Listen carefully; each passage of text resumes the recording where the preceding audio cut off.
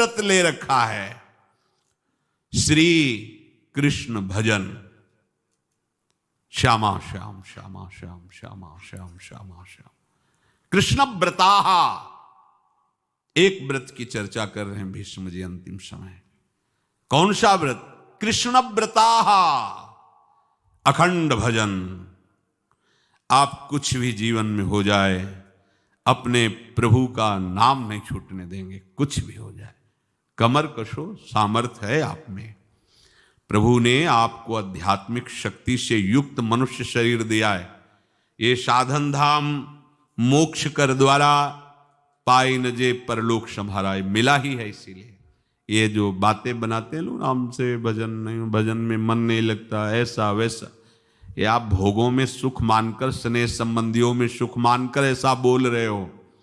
आप में पूरी सामर्थ्य है भगवत प्राप्ति करने के लिए। चाहे जो जहां भी जन्मा हो, मनुष्य शरीर पूर्ण भगवत प्राप्ति के लिए युक्त है, उसमें कोई कमी नहीं है। सब में भगवान ने वो ज्ञान शक्ति दी है। वो ज्ञान शक्ति भोगों के कारण आपकी ढक गई है। आपने अपने अध्यात्म शक्ति को जागृत न करके भोगों में रत होने के कारण वो सुषुप्त पड़ी है। आप सुप्त शक्ति को जागृत कीजिए। आप ही बड़े बड़े ब्रह्म ऋषियों को जो प्राप्त हुआ है वो प्राप्त कर सकते हैं। आप ऐसा नहीं, जब जगे तब सवेरा। देखो बड़े बड़े नीच कर्म करने वाले भी जब भगवान की शरण में होकर भजन किए तो महात्मा बन गए। तो थी ना उनमें ऊर्जा शक्ति। आप अपनी सुप्त शक्ति को जागृत कीजिए। क्या? कृष्ण व्रताः। आप एक व्रत लीजिए। क्या? कि मैं निरंतर श्री कृष्ण का भजन करूंगा। ये निरंतर शब्द बहुत प्यारा है। ये जो कुछ माला जप करके छूट देने वाली बात है, ये तो विषयी पुरुषों को भजन में लगाने के लिए है। लेकिन भगवत आनंद में डूबने के लिए, आवागमन से मुक्त होकर प्रेम धाम में वास करने के लिए निरंतर शब्द का प्रयोग है। वृंदावन बस के तनो बड़ो शयान, जुगल चरण के भजन बिन निमिष, निमिष कहते पलक झपकने को, निमिष न दीजय जान। कृष्ण मनुस्मरण, तो निरंतर श्री कृष्ण का स्मरण करो। अब सावधानी की बात करें। रात्रौच कृष्णम पुनरुत्थिताय, बहुत महिमाशाली बातें भीष्म जी वर्णन कर रहे हैं। रात में सोते समय बहुत सावधान हो जाना चाहिए उपासक को। वैसे तो हर समय सावधान, पर सोते समय ऐसे सावधान होना चाहिए जैसे मृत्यु के समय योगी जन अपने सारे इंद्रियों को समेट लेते हैं और अपने स्वरूप में, अपने प्रीतम के स्वरूप में लगा देते हैं। तुम रोज शयन के समय ऐसा अनुभव करो, मैं नींद में जा रहा हूं या मृत्यु में जा रहा हूं, इसमें कोई फर्क नहीं पड़ता। पता नहीं आंख खुले कि ना खुले। कितने ऐसे हैं कि सोते ही रह गए। आप अब बेहोशी की हालत में जा रहे हैं, नींद में जा रहे हैं, तो एक समय रखो कि आप अपनी शैया पर इतने समय ही जाएंगे।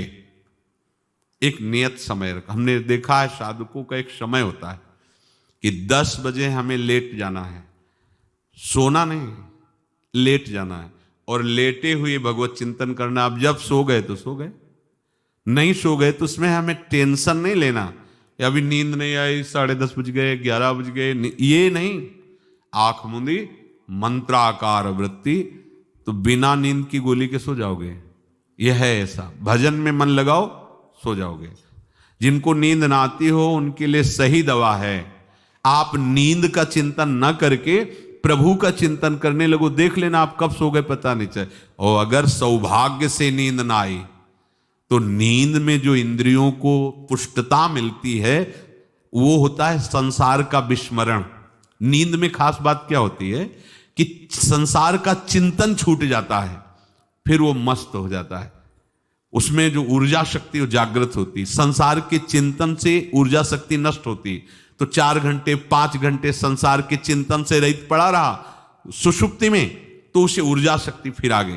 और अगर 4-5 घंटे आप प्रभु के चिंतन में रहे तो संसार का चिंतन छूटा, आनंद सिंधु का चिंतन हुआ। तो ये नहीं होगा कि आज रात्रि सोया नहीं तो बहुत टेंशन है, परेशानी, ऐसा नहीं होगा। ये बहुत सावधानी की बात। प्रायः इस सावधानी में नहीं रहा जाता।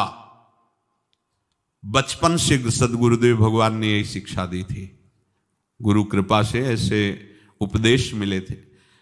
सोते समय कोई वार्ता नहीं, कोई अन्य चिंतन नहीं, चुपचाप अपने मन को हटाकर केवल इष्टमय करो। कब नींद आ जाती है इसकी चिंता मत करो, इष्टाकार वृत्ति करके ही सोना चाहिए। तो आगे जो लिखा है पुनरुत्थिताय, जब उठो तब वैसी वृत्ति, तो कुछ दिन बाद स्वाभाविक हो जाएगी, स्वाभाविक हो।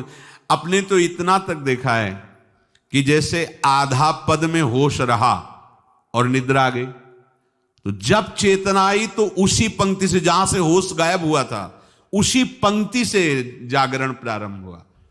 ऐसा ही जब ऑपरेशन के समय बेहोश किया गया था तो उनसे कहा था हमें बता देना कुछ मिनट पे, तो उनका हाँ लगाने वाले इंजेक्शन और कुछ ही सेकंड में इसका सरवन, बस। तो जो पद चलाया था, जब होश आया था तो वही पद चल रहा था, मतलब बेहोशी में वो पद अपना अधिकार किए हुए था। ऐसे नींद भी तुम्हारी भजन हो जाएगी, समाधि हो जाएगी, यदि आप सोते समय प्रभु का चिंतन करेंगे। बहुत ही सावधानी की बात है, यदि इस जन्म में परम लाभ लेना चाहते हो तो इस श्लोक को अपना जीवन बनाओ। कृष्ण व्रताः, हमारा जीवन का एक ही व्रत है कि हम अपने प्रीतम का भजन नहीं छोड़ेंगे, अखंड भजन। हमें ये नहीं देखना कि उपांशु मानसी को इसमें कितने गुना, हमें गुना बना नहीं देखना। हमें अपने प्रभु को बोलना नहीं। भजन में मन नहीं लग रहा, पद गा रहे हैं, जोर जोर से चिल्ला रहे हैं, नाम कीर्तन कर, हमें अपने प्रभु से जुड़े रहना है। कृष्ण व्रताः कृष्ण मनुस्मरन्तो, हमारा निरंतर स्मरण चले, बस ये प्रयास रखना है। जब निरंतर स्मरण की बात कह दी तो फिर आगे कुछ कहना नहीं चाहिए, पर खास बात इसीलिए कहा जाता है कि आप समझ जाओ। रात्रौच, जब कोई भी ब्रह्मचारी, कोई भी उपासक, कोई भी बैरागी त्यागी महात्मा सोते समय सावधान हो गया तो उसकी रात्रि बहुत गलत जाएगी। खास जब आप सैया पे शयन करते उस समय असावधानी हुई तो विकार छा जाएगा, ध्यान रखना। आपका चिंतन गलत हो जाएगा, आपकी चेष्टा गलत हो जाएगी, जागृत में ना सही तो स्वप्न में। आप सावधान उस समय जरूर रहिए और उतना ही विश्राम कीजिए जितना आवश्यक हो। व्यर्थ में करवटें मत बदलिए, ये उपासक का स्वरूप नहीं होता। रोगी है तो बात अलग है, बड़े असाध्य रोगों से, नहीं तो ऐसी दिनचर्या नहीं होनी चाहिए। कै बजे? 3:30, अभी आधा घंटा तो है, फिर कमर ओढ़ लिए, ये साधक का नहीं होता। उचित समय, जो मान लो 4 घंटा विश्राम का, तो अब ये नींद का विषय आओ या ना हो, हम तुम्हारे लिए पुष्प बिछा के नहीं बैठेंगे कि आ जाओ आ जाओ आ जाओ। नहीं आई तो अब ये नहीं गया, अब इतने समय नहीं आई थी, अब 4 बजे उठने के समय कैसे हो? नहीं, ये फेंका। उसमें विचार नहीं किए, पहले फेंको और सैया से नीचे उतरो, भूमि को प्रणाम करो, आगे बात नहीं। वो फिर आपको ऐसा होता है 10 मिनट में तो कोई बात नहीं, 10 वो पार कर देगा, घंटा दो।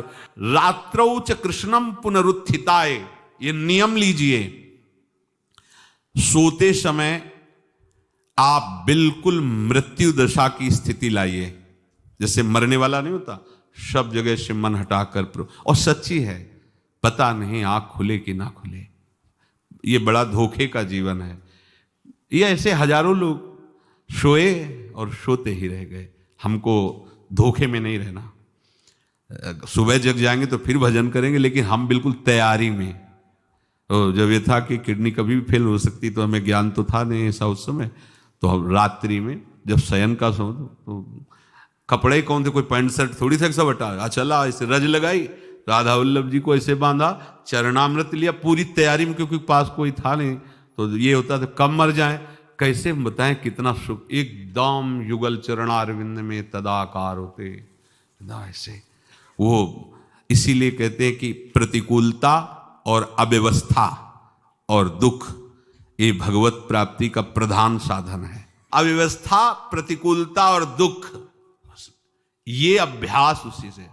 जब शाम के शयन करते तो पहले वृंदावन को प्रणाम करके और ऐसे भावना में प्रिया प्रिया कहते कि जैसे भी आपके हैं, अगर शरीर छूट जाता है रात्रि में तो आप धोखा ना करना, आप बुला लेना अपने। और कैसे बताओ उस समय कैसे भाव होते थे, कोई पास नहीं, कोई सुविधा नहीं, 1 रुपया नहीं, तो एकदम दैन्यता, एकदम कितना सुख मिलता, वो एकदम केवल भगवद आश्रित।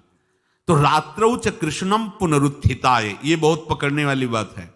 रात्रि के समय कोई और चिंतन न बनने पावे। देखो अभ्यास, और उस समय खास करके विषय चिंतन बनता है, ध्यान रखना। दिन भर लड़ते रहोगे इंद्रियों से, और जब आप शयन के समय जाओगे तब वो अवसर ढूंढेंगी और आपको विषयों में फंसाने की चेष्टा करेंगी। कोई क्रिया या पूर्व में कोई क्रिया या कोई दृश्य या कोई बात, अगर कहीं मोबाइल से मित्रता है और बगल में रखा है तो भूल जाओ, रात्रौ च कृष्णम पुनरुत्थिताचे। जब तक नींद नहीं आती तब तक फिर वो ऐसी सामग्री डाल देगा कि वो बर्बाद हो जाओगे। साधक मान लो, हमारी प्रार्थना मान लो, हम मानते हैं कि आज के समय में यंत्र का बहुत बड़ा प्रभाव है। अब यंत्र का प्रभाव देख लीजिए, यही छाती पे मोबाइल होगा, यही धड़कन के साथ वो घंटी बजे और कुछ नहीं। ऐसा भगवान का खेल रचा है। और इसमें सबसे खतरनाक बात है कि आप जो चाहो देख सकते हो, जहां चाहो, जैसे विश्व की पूरी बात, पूरा विश्वात्मा है, ये विश्वात्मा स्वरूप है, सर्च करो देख। अब अगर साधक सावधान नहीं है तो समाज में तो ऐसे कट गया। अब एकांत में जब शयन के समय गया, उस समय मन आपको फंसाने की चेष्टा। प्रार्थना है, अगर आपके पास मोबाइल हो तो एक उसका समय रखो। अगर आपको ऐसा लगता है कि कोई परिस्थिति आ जाए, हम स्विच ऑफ किए हैं, तो एक और मोड कहते हैं, कोई फ्लाइट मोड दो, क्या मोड में लगा दो, सीधे मत रखो, मोड में लगा दूर रख दो। आप अपने चित्त को प्रभु में जोड़िए। रात्रि के समय मोबाइल का प्रयोग मत कीजिए। मान लीजिए रात्रौ च कृष्णम पुनरुत्थिताय, सुबह उठते ही आपको कुछ चिंतन नहीं करना। सबसे पहले उठते ही, यदि आपके अभ्यास में आ गया तो ऐसा ही होगा, नहीं तो आपको पहले सदगुरुदेव भगवान का प्रणाम नमस्कार और कुछ भक्तों का, और फिर नाम जप। भले 5 मिनट ही करो, अपने आराध्य देव का सुमिरन, फिर अपनी दिनचर्या करो।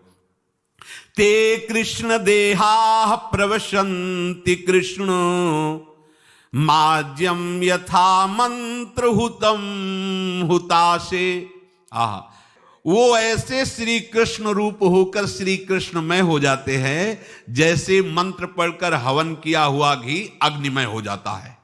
ऐसे ही यदि आप निरंतर प्रभु के चरणारविंद का आश्रय लेकर उनका भजन करोगे और रात को पवित्र रखो, दिन तो समाज में कटेगा, आपका एकांत पवित्र होना चाहिए। जरूर इस बात पर ध्यान दीजिए, आपका एकांत पवित्र होना चाहिए। एकांत में मन अधकचरे साधकों पर शासन करके उनको भ्रष्ट करने की पूरी ताकत लगाता है। आप मन को सहयोग मत कीजिए, मन को डराइए, ऐसे कोई आचरण मत कीजिए, नहीं तो क्या होगा, ये सब ऐसे ही लगेगा, फिर वो आनंद नहीं। जब तक भगवदा आनंद नहीं, निज सुख बिन मन होई की थीरा, अगर आपको हृदय में भगवदा आनंद नहीं मिला ना, तो ये सब बातें केवल रह जाएंगी, होंगे बुरे आचरण ही, आचरण आपके बुरे ही होंगे, देख लेना। इसलिए सावधान। सुबह उठते समय ये आप नित्य अभ्यास कीजिए। सबसे पहले चेतना आने पर गुरुदेव भगवान को प्रणाम करें। मेरा जीवन उनके आदेश से ही उनके आराध्य देव में लगेगा। हमारे आराध्य देव नहीं, अभी तो हमें यह देखना है कि गुरुदेव के आराध्य देव वही देंगे हमें प्रिया प्रीतम, तब हमारे हृदय में अपनापन होगा। गुरुदेव की कृपा के बिना ये आराध्य देव रीझने वाले नहीं हैं। चाहे जितना तुम चाहे बना के साधन करो, ना पाई है बिन स्वामी यह अकेली, वो श्री कृष्ण स्वरूप हो जाता है। जो दुखों से भीत होकर नरक से बचने के लिए, संसार रूपी समुद्र से बचने के लिए, भयंकर विकारों की ज्वाला से बचने के लिए जिनका आश्रय ले लेता है तो सब बच जाता है। ऐसे श्री कृष्ण को नमस्कार करता हूं।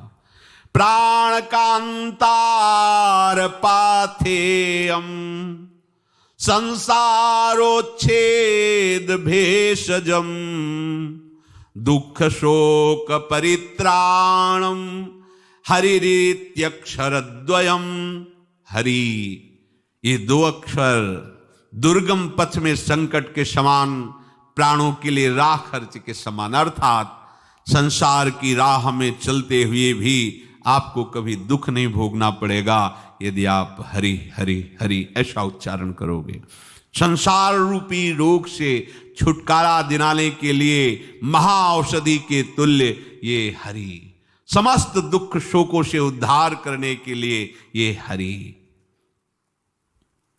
विद्या और तपस्या जिनके द्वारा प्रकाशित होती है, मैं वाणी रूपी पुष्प से ऐसे श्री कृष्ण का पूजन किया। भीष्म जी, मेरे परम प्रीतम श्री कृष्ण, मैं मन से आपको वरण किया हुआ हूं। ये वाणी रूपी पुष्प आपके चरणों में समर्पित करता हूं। अब मेरा अंतिम समय है। मेरी बुद्धि अब तक कुंवारी रही है, किसी का वरण नहीं किया, अब इसे स्वीकार कर लो। भीष्म जी अपनी बुद्धि रूपी कुंवारी को श्री कृष्ण रूपी वर के चरणों में समर्पित करते हैं और जोर से उच्चारण किया, नमः श्री कृष्णाय। वाणी बंद, प्राण छोड़ दिए। ये महाभागवत की अंतिम गति। बड़े बड़े योगी पुरुष जिनका यत्न करके अंतिम समय स्मरण करना चाहते हैं, समस्त महात्माओं ने देखा, उन श्री कृष्ण को देखते देखते भीष्म जी ने अपने जीवन का परम फल प्राप्त किया। अर्थात उनको देखते देखते प्राण छूट गए। भीष्म जी का बोलना बंद हो गया। वहां बैठे हुए बड़े बड़े महर्षियों के आंखों में आंसू आ गए और सबने गदगद कंठ से भीष्म जी की भूरी भूरी प्रशंसा की। सबने भीष्म जी की बड़ी सराहना की कि ऐसी दशा अंतिम समय में भगवान जिसके सामने हो और वो भगवान की स्तुति करते हुए पधारे। पुरुषोत्तम प्रभु श्री कृष्ण जी मंद मुस्कुराते हुए, अर्थात भीष्म को अपने परमानंद का दान करते वापस आ गए। ये हैं प्रभु श्री कृष्ण। जब कोई इनकी महिमा को इनके चरणारविंद से जानता है, तभी वो एक कह पाता है कि वास्तविक मैं नहीं जान पाया। यही जानता है। जो ये जानता है कि मैं जान गया, वो जान नहीं पाया, और जो जानता है वो यही जान पाया कि मैं जान नहीं पाया। इतने बड़े बड़े महर्षि, इतने बड़े, जो ये जानता है कि मैं जानता हूं, तो अभी वो जान नहीं पाया। और जो ये कहता है कि उनकी कृपा से जाना पर पार नहीं पाया, मैं जान नहीं पाया, वही असली में उनको जानता है।